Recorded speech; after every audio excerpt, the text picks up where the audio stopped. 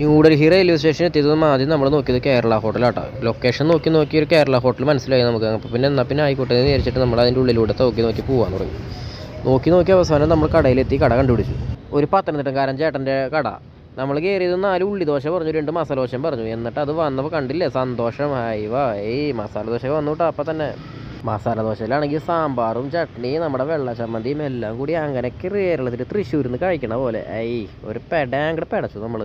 Onion റോസ്റ്റിൻ്റെ ഉള്ളിയുടെ കുഴപ്പമാണോ എന്നറിയില്ല. നമ്മുടെ രാഹുലിന് മുഴുവൻ അങ്ങോട്ട് കഴിക്കാൻ പറ്റിയില്ല. പകുതി കഴിച്ചപ്പോഴത്തേക്കും ആശാൻ വാഷവും നോക്കി ഒറ്റ ഓട്ടം. അത് കഴിഞ്ഞ് നമ്മൾ നേരെ ഒരു ടൂറിസ്റ്റ് സർവീസിലേക്ക് പോയി. ഡൽഹി കാണണ്ടേ. അവിടെ നിന്ന് നമ്മളൊരു വണ്ടി ഞങ്ങൾ അറേഞ്ച് ചെയ്തു. 6 പേർക്കുള്ള വണ്ടി. അതിൽ കയറി നമ്മൾ ആദ്യം പോയത് രാജ്ഘട്ടിലേക്ക് കേട്ടോ.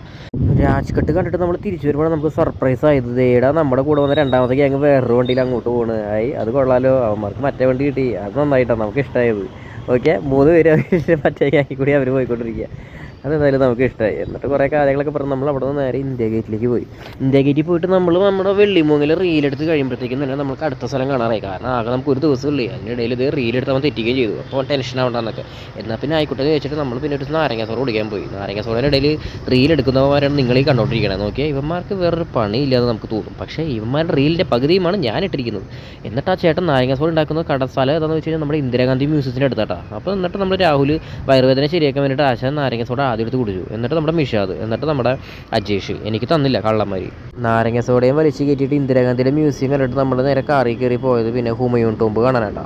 ഹുമയൂൺ ടോംബ് കണ്ടു കഴിഞ്ഞിട്ട് അവിടെ നിന്ന് നേരെ നമ്മൾ കാർ എടുത്ത് വിട്ടു കുത്തബ്മിനാറിലേക്ക്. അവിടെ നിന്ന് എൻ്റെ രാഹുലിനെ വക ഒരു തലകീഴായിട്ടുള്ളൊരു റീല് നോക്കിയേ. എന്താ സംഭവം എന്ന് വെച്ച് കഴിഞ്ഞാൽ എനിക്ക് മനസ്സിലായില്ല. ഇങ്ങനെ ചാടാന്ന് അജേഷ് പറഞ്ഞു. അങ്ങനെ ഞങ്ങൾ ചാടിക്കൊണ്ടിരുന്നു. പക്ഷേ മാസം 1 കഴിഞ്ഞു. ഇതുവരെ ഈ റീലിൻ്റെ ഒരു തലയുമില്ല വാലുമില്ല. ശുഭം.